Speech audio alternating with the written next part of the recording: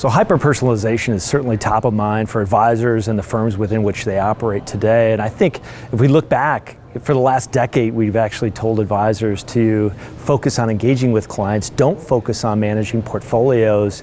And now we're again asking them to hyper-personalize each and every one of their client portfolios. And so we need to be very careful as to how we do that, making sure we maintain the scale. And so I think it's very important, first and foremost, to start with a financial plan.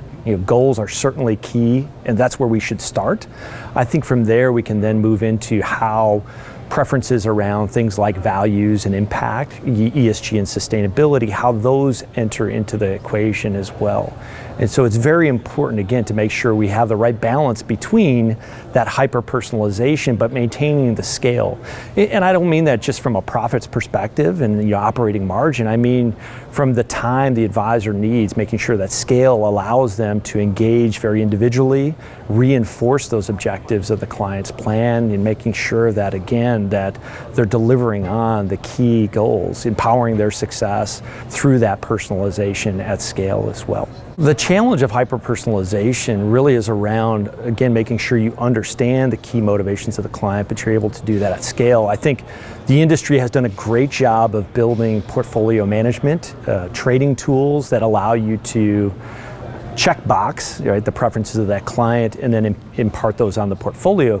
I think the key is, though, to take that upstream a bit to the client engagement.